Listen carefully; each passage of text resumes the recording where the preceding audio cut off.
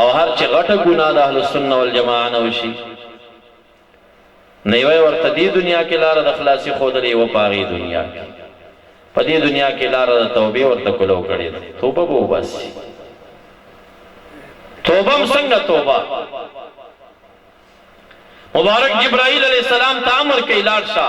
خالق لا یزال نه پښتنه زما د امت متعلق وکړه چې ما امت سره به رب کریم څه کوي هغه راځي وی خالق لا یزال فرمان دی چې ستا امتیان د مرګ نه یوه میاشت مخکې توبه وباسي ما ته مقبوله ده مبارک وی یا جبرائیل علیه السلام زما امتی ته خدا علم نه وي دا علم ورته نه وي چې دا به کله زه وفات کېږم چې توبه وباسي جبرائیل علیہ السلام بیا لاړ بیا ورته رالیږي ورشه ورته ووایه چې ستا کم امتي د مرګ نه 15 ورځې مخکې توبه وباسي دی توبه قبلو مبارک جبرائیل علیہ السلام ته وایي زما امتي ته علم نه وي چې دا توبه وباسي جبرائیل علیہ السلام دریم ځل راځي ورته وایي رب کریم فرمایي چې ستا امتي 2 ورځې مخکې توبه وباسي توبه قبلو مبارک ورته وایي زما امتي ته علم نه وي که علم ورتوی چې ما مرګ راځي خو توبه به ایستلې وه په څلورم ځل جبرائیل علیه السلام راځي ورته فرمان راوړي چې ستا امتي ما لم یغرغر نزعه د روح د ملک الموت چې شروع شوي نه په دغه ټیم کې توبه ویستم ما ته مقبوله ده دی بخم دا د اهل السنه والجماعه دپاره ده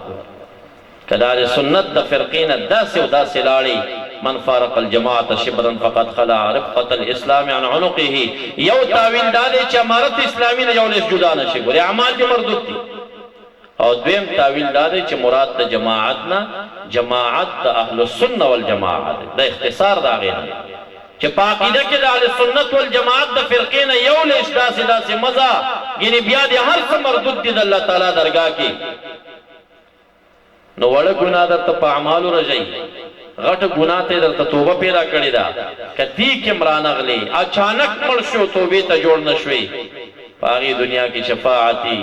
لاهل الکبائر من امتی رواه الترمذی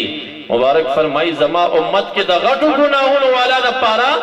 زما شفاعت ثابت دی زه شفاعت کوم راوی پوښتنه کوي د دې راوی صحابي نه تابعي پوښتنه کوي ورته وایي فلان تاسو حدیث بیان کړ چې لویه ګناه کې مبارک شفاعت کوي دا د وړې ګناه سره به څه کومه هغه ورته وایي وړه ګناه په شفاعت څه کوي وړه ګناه خو په اوداسه ختمېږي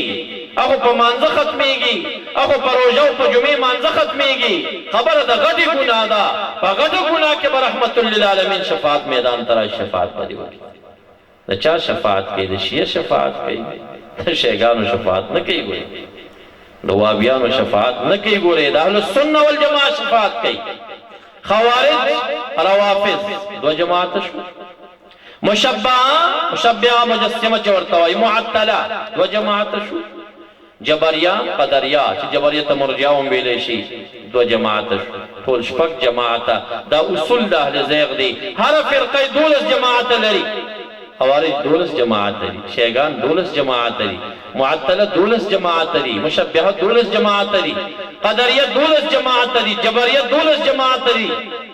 12 وتا پشپغو کې ضرب ور کوي 72 دواویا جوړيږي كلهم في النار الا واحده هغه د اهل السنه والجماعه فرقه